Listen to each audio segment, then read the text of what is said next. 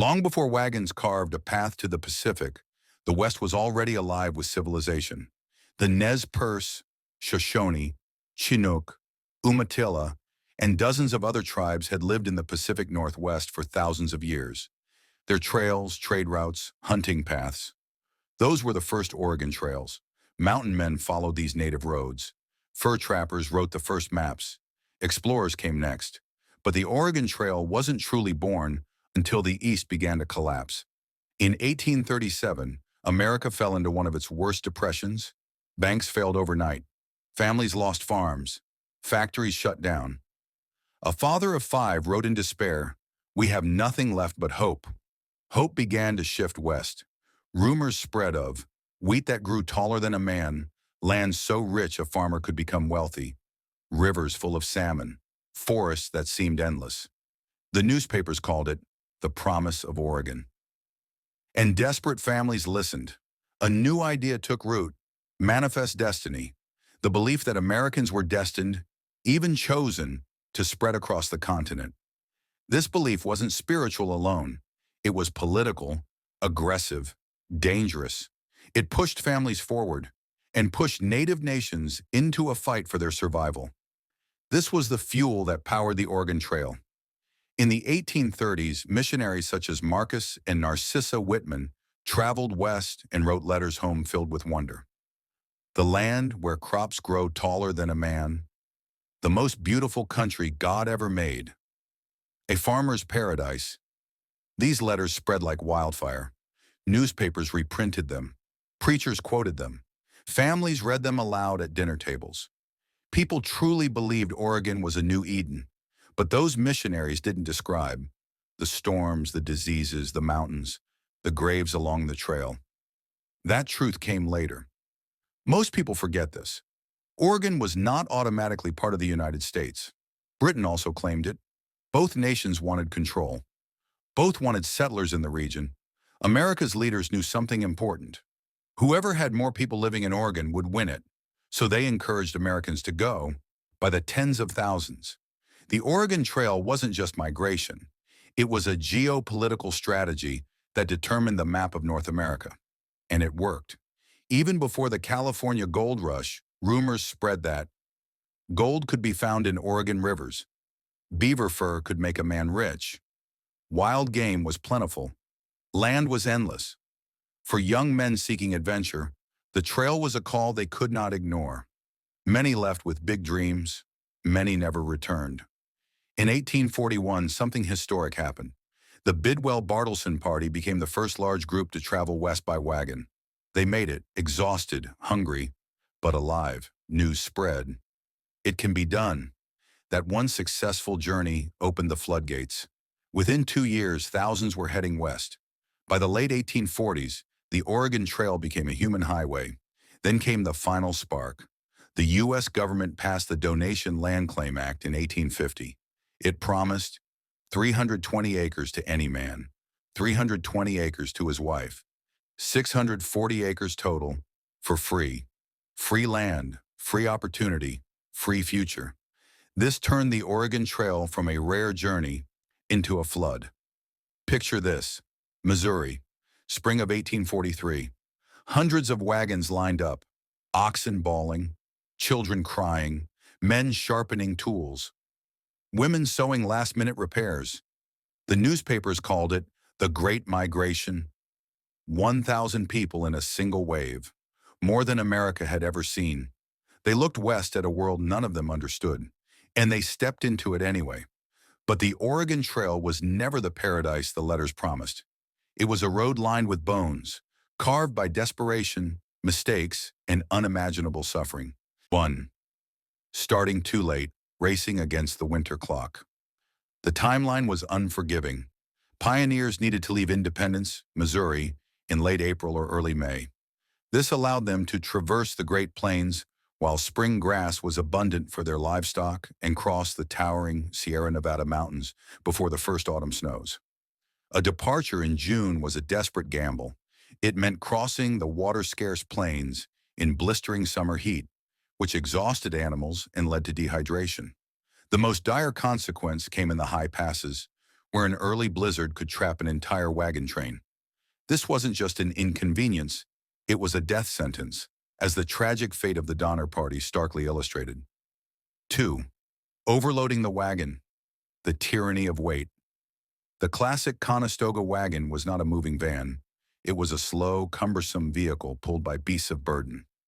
Every extra pound had a cost. A wagon overloaded with cast iron stoves, heavy furniture, and family heirlooms would sink deeper into mud, bog down in river sand, and put immense strain on the wooden axles, which could snap under the pressure.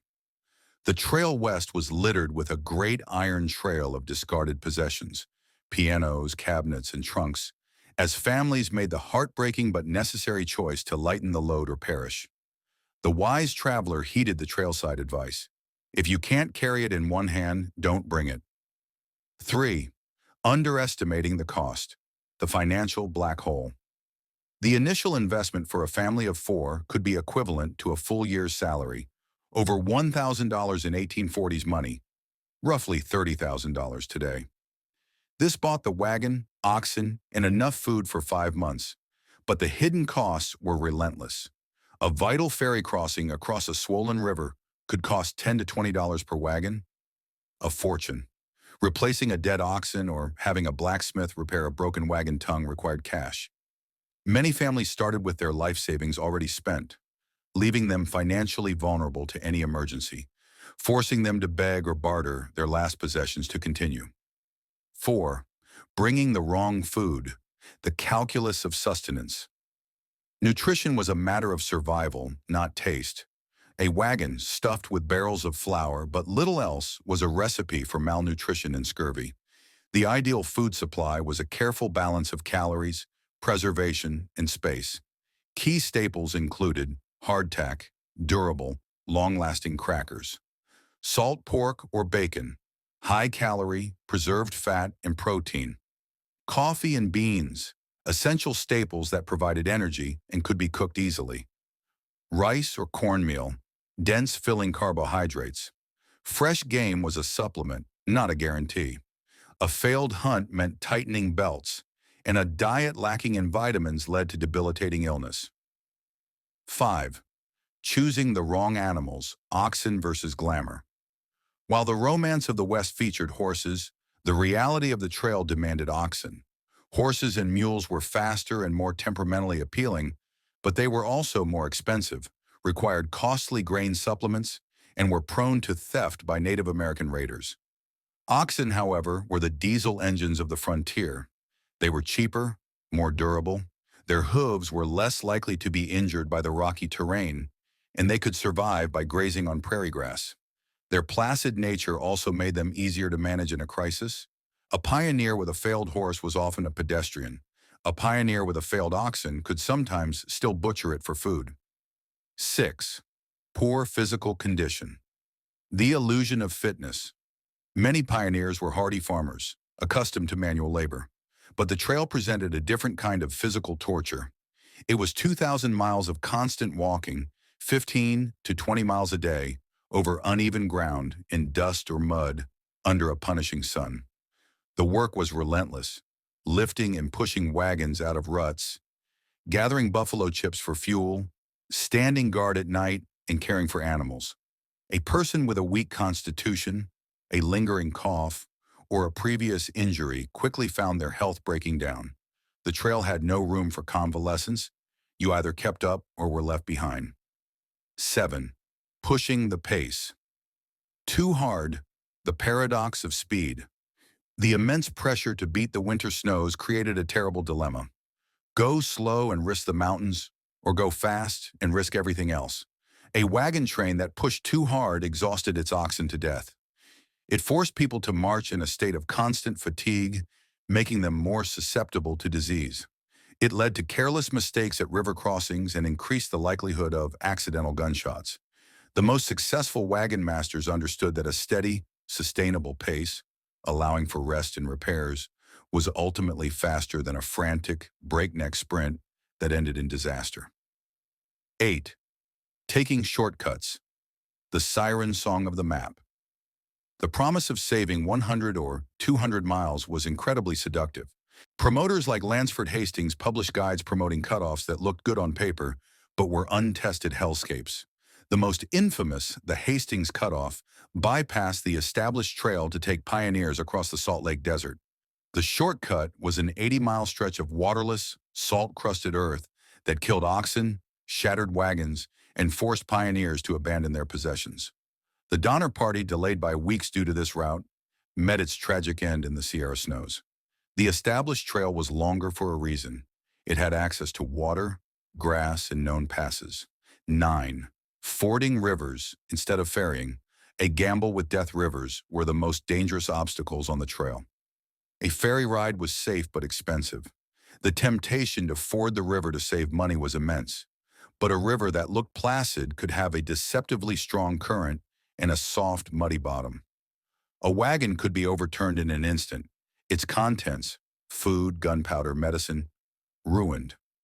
People, including children who couldn't swim, could be swept away and drowned. Countless graves mark the banks of rivers like the Platte, Green, and Snake, serving as grim testimonials to a bad decision made to save a few dollars. 10. Poor water management. The invisible killer. On the hot, dusty plains, thirst was a constant companion, but the available water was often a deadly cocktail. The Platte River was famously too thick to drink, too thin to plow. Pioneers drank from stagnant ponds contaminated by the waste of the thousands of wagons that had come before them. Without knowledge of germs, they had no understanding that this water was the primary vector for cholera and dysentery. These diseases could kill a healthy person in a matter of hours through violent dehydration. The trail was lined with graves, often dug for multiple members of a single family, all struck down in a single terrible day by the bloody flux. 11. Poor wagon maintenance. The prairie post office. A wooden wagon axle rotating on a wooden box under a heavy load created immense friction. This required constant lubrication with a thick tar or grease. If a pioneer neglected this daily chore, the friction would cause the axle to heat up until it could literally ignite the wooden wheel.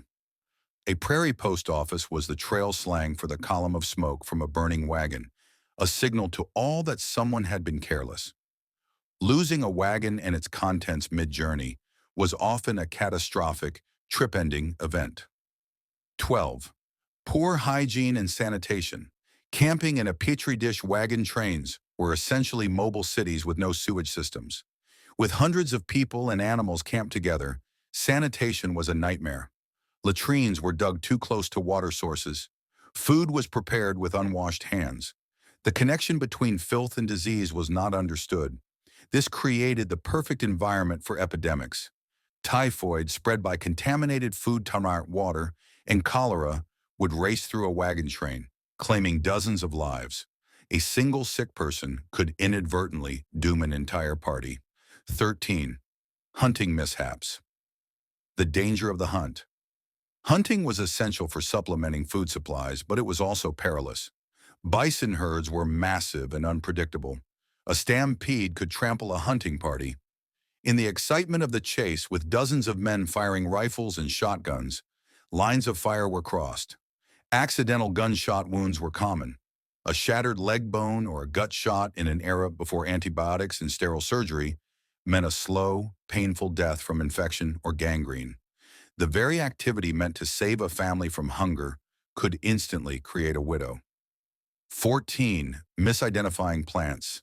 A fatal forage. The Great Plains and mountains were a botanically unfamiliar world. A plant that looked like a familiar, edible green from back home could be highly poisonous. Livestock, left to graze, could also consume toxic plants, leading to their sickness or death. A family desperate for fresh vegetables might pick and eat something like water hemlock, one of the most toxic plants in North America, which causes violent and often fatal convulsions. In a world where every member of the family was critical to survival, losing someone to a simple mistake in our identification was a devastating blow. 15. Stubbornness and inflexibility. The price of pride. The trail was a great humbler, a man who insisted he knew better than his experienced guide, or who refused to abandon his heavy anvil when the oxen were failing, endangered everyone. Successful migration required pragmatism over sentimentality. It required listening to the advice of mountain men and traders who knew the land. A leader who was too proud to change his mind, or a family too attached to their possessions, often found their journey cut short by a broken wagon, a starved team, or a mountain pass closed by snow. 16. Conflict within the party. The stress of the trail. The journey was a pressure cooker. The constant fear, back-breaking labor, and grief over lost loved ones frayed nerves to a breaking point. Disagreements over the route, the pace, or leadership could split a wagon train apart. A small, splintered group lacked the manpower to lift wagons out of mud, defend against threats, or care for the sick. The old adage, safety in numbers, was never more true than on the Oregon Trail. Isolation born from internal conflict was a precursor to disaster.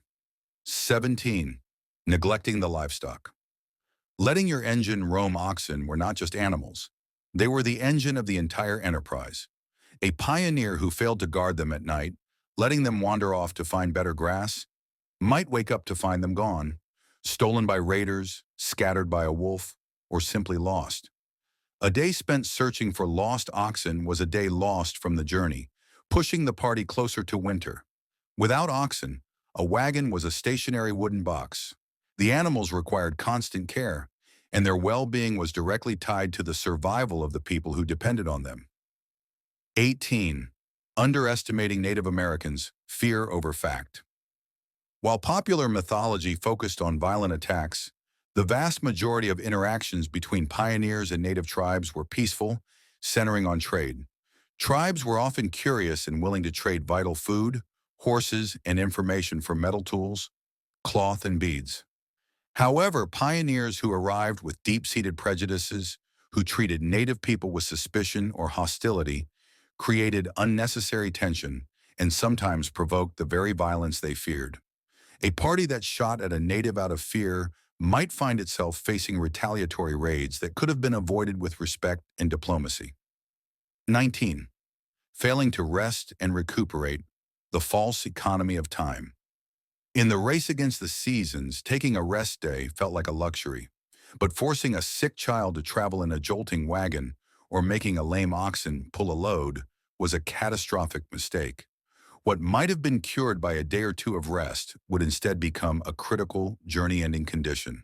A day of rest allowed for washing clothes, repairing equipment, hunting, and letting people and animals recover their strength. It was an investment, not a waste, and wise wagon masters scheduled them precisely for the long-term health of the party. 20. The "this is fine" mentality, the cascade of small failures. On the Oregon Trail, there were no small problems. A faint wobble in a wheel, ignored for a week, would become a broken wheel at a river crossing. A minor cough in a child, neglected, could develop into fatal pneumonia. A small rub on an oxen's shoulder, left untreated, would become a festering sore that made the animal useless. Success required hypervigilance and proactive maintenance. The pioneers who survived were those who fixed the small leak today, rather than waiting for the roof to collapse tomorrow. Complacency was a quiet but relentless killer on the long road west. Do you think you would have made it to Oregon? Or would the trail have taken you like it took thousands of others? Tell me your honest answer. No judging, no sugarcoating while you're down there. Drop the next story you want me to uncover.